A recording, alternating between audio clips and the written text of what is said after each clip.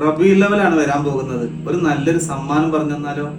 ഒരിക്കൽ ആയിഷ ബീബി റളിയല്ലാഹു അൻഹയോട് പുണ്യനബി പറയുന്നു, ആയിഷ, ഉറങ്ങാൻ കിടക്കുന്നതിന് മുമ്പ് 4 കാര്യം ചെയ്യാൻ നീ ഉറങ്ങരുത്. 1, ഖുർആൻ മുഴുവനായി ഓതി കിടന്നുറങ്ങുക. 2, ലോകത്തിലുള്ള മുഴുവൻ ജനങ്ങളെ തൃപ്തിപ്പെടുത്തി കിടന്നുറങ്ങുക. 3, ഹജ്ജും ഉംറയും ചെയ്ത് കിടന്നുറങ്ങുക. 4, അമ്പിയാക്കളുടെ ഷഫാഅത്ത് ലഭ്യമായി എന്ന് ഉറപ്പിച്ച് കിടന്നുറങ്ങുക. ആയിഷ ബീവി ഇങ്ങനെ ദുഃഖിതയായിരിക്കുക.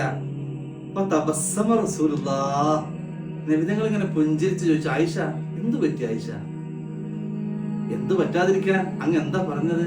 ഖുർആൻ മുഴുവനായി ഓതി കിടന്നുറങ്ങാനോ ഈ സമയത്തോ? 2, അതിനേക്കാളും വലുത് ഹജ്ജും ഉംറയും ചെയ്ത് കിടന്നുറങ്ങാൻ. അതിനേക്കാളും വലുത് 3, ലോകത്തിലുള്ള മുഴുവൻ ആളുകളെ തൃപ്തിപ്പെടുത്തി കിടന്നുറങ്ങാൻ. ഇത് സാധ്യമാകുമോ നബിയെ? ആയിഷ ബീവിയോട് പുണ്യനബി പറഞ്ഞു, വളരെ സിമ്പിളാണ് ആയിഷ.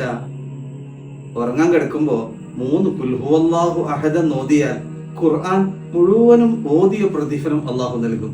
2, ഹജ്ജും ഉംറയും ചെയ്ത് കിടന്നുറങ്ങല്ലേ, അത് സുബ്ഹാനല്ലാഹ് വൽഹംദുലില്ലാഹ് വലാ ഇലാഹ ഇല്ലല്ലാഹു വല്ലാഹു അക്ബർ ഇത് ചൊല്ലിയാൽ ഹജ്ജും ഉംറയും ചെയ്ത് കിടന്നുറങ്ങിയ പ്രതിഫലം.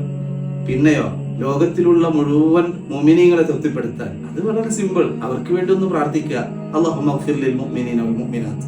അതുപോലെ തന്നെ അമ്പിയാക്കളുടെ ശഫാഅത്ത് ലഭിക്കാൻ സലാത്ത് ചൊല്ലുക, അല്ലാഹുമ്മ സ്വല്ലി അലാ സയ്യിദിനാ മുഹമ്മദിൻ വഅലാ ആലിഹി വസഹ്ബിഹി വജമീഇൽ അംബിയാഇ വൽ മുർസലീൻ. ഇത് നമുക്കും പ്രാവർത്തികമാക്കാം. ഈ പുണ്യ റബീഉൽ അവ്വൽ സമാഗതമാകുമ്പോൾ ഒരു സുന്നത്ത് ചെയ്താൽ വളരെ തുച്ഛമായ സമയം കൊണ്ട് വലിയ പ്രതിഫലം നേടാം. നമുക്കും പതിവാക്കാം. ഉറങ്ങും മുമ്പ് ഈ പ്രധാനപ്പെട്ട 4 കാര്യം അള്ളാഹു അനുഗ്രഹിക്കട്ടെ.